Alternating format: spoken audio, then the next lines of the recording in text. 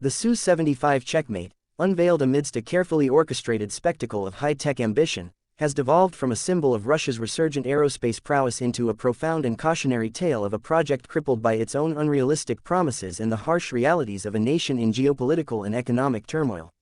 What was once heralded as a clever, cost-effective challenger destined to outmaneuver Western dominance in the fighter jet market now stands as a ghost of an ambition, a static monument to a program that has failed on nearly every conceivable level. The initial buzz, generated by slick marketing videos and a name-evoking strategic genius, has long since evaporated, replaced by a deafening silence punctuated only by revised timelines and the growing consensus that the Checkmate is less a future weapon system and more of a hollow propaganda exercise. The very foundation of the project's failure lies in its tortured and seemingly endless development cycle, which has become a quagmire of delays and broken promises. When the mock-up was first showcased in 2021, Russian officials confidently proclaimed a first flight by 2023 and entry into serial production by the mid-2020s. This timeline was not merely ambitious, it was a fantasy. Years have passed, and the Su-75 has yet to leave the ground. The single, non-flying prototype remains just that, a lifeless shell, an elaborate model for airshows rather than a viable testbed for a next-generation combat aircraft. In the world of advanced aerospace engineering, progress is measured in flight hours, data collection, and prototype iterations. The Checkmate has logged zero in all categories. This developmental paralysis is not a simple setback, it is a critical symptom of a program starved of the necessary funding, engineering resources, and political will to move from concept to reality. While its intended rival, the F-35, has been produced in the hundreds, deployed across the globe, and tested in actual combat scenarios, the Checkmate remains a grounded concept, its potential forever locked in the realm of computer-generated graphics and speculative brochures. Compounding this developmental stagnation are the immense and likely insurmountable technological hurdles that Russia faces. The Checkmate was marketed on a fundamental contradiction, a budget fifth-generation stealth fighter. This premise is inherently flawed, as the core technologies that define a fifth-generation aircraft, advanced stealth coatings, internal weapons bays, sophisticated sensor fusion, and high-performance, low observability engines, are astronomically expensive and complex to develop and manufacture.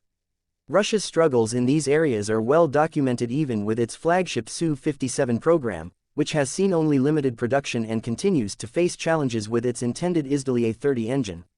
The notion that a secondary, export-focused project like the Checkmate would somehow leapfrog these deep-seated technological deficiencies is illogical. The sanctions imposed following the invasion of Ukraine have transformed this technological gap into an unbridgeable chasm. Russia's access to essential Western microelectronics, high-precision machine tools, and advanced composite materials has been severed. Without these critical components, building a genuinely competitive stealth fighter is not just difficult, it is virtually impossible. Any domestically produced version would be a severe compromise, likely lacking the low observable characteristics and integrated avionics that are the entire point of such an aircraft, rendering it a fourth-generation fighter masquerading in a fifth-generation airframe.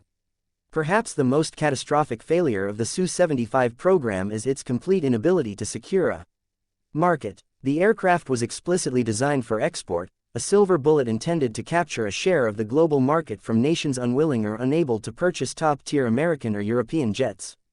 However, the list of potential customers has evaporated. Nations like India, once seen as a prime target, are increasingly wary of Russian co-development projects after frustrating experiences and are now heavily invested in their own domestic fighter programs. Potential buyers in the Middle East, such as the UAE, have been offered the far more capable and proven F-35 by the United States, making a risky bet on an unproven Russian paper plane an unpalatable option. Furthermore, the American CATSA, countering America's adversaries through Sanctions Act, looms large, threatening any nation that purchases significant Russian military hardware with crippling economic sanctions. This acts as a powerful deterrent, effectively poisoning the well for any potential Checkmate sales. The war in Ukraine has served as the final nail in the coffin for its export prospects, acting as a brutal, real-world anti-advertisement for Russian military technology. Images of downed Russian aircraft and documented underperformance of their systems have severely eroded international trust, leaving potential clients asking a simple question: why invest billions in a theoretical, unproven jet from a supplier whose existing, combat-tested equipment has been shown to be fallible? This all unfolds against the backdrop of overwhelming political and economic turmoil that has effectively starved the Checkmate program of the oxygen it needs to survive. The ongoing war in Ukraine has become a black hole for the Russian economy and its defense industrial base. Every available resource, from state funding to factory capacity and skilled labor, is being funneled into sustaining the war effort and replacing the staggering losses of tanks, armored vehicles, and existing aircraft. In this environment of total war mobilization, a speculative, high-risk, high-cost project with no immediate battlefield application and no foreign buyers is an unaffordable luxury. The national priority is not on developing a futuristic stealth fighter for the 2030s, but on producing artillery shells and refurbished Cold War-era tanks for yesterday's battles. The sanctions have not only cut off technology but have also crippled Russia's ability to finance such an ambitious undertaking, creating a perfect storm of financial deprivation and industrial decay from which a program like the Su-75 cannot escape. Ultimately, the Su-75 Checkmate has been thoroughly outmaneuvered in the highly competitive global market it was designed to disrupt.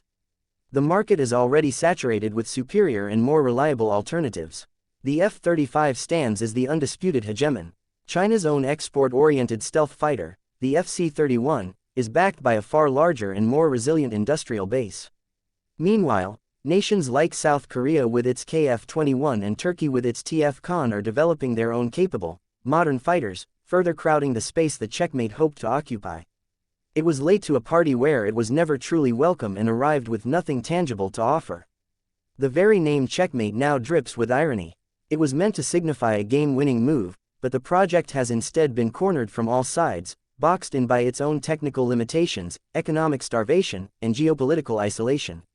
It is not in a state of checkmate, it has effectively forfeited the game. The Su-75 is a failed project, a case study in how hubris, poor timing, and catastrophic political miscalculation can ground even the most ambitious of dreams, leaving behind nothing more than a hollow shell and a potent symbol of decline.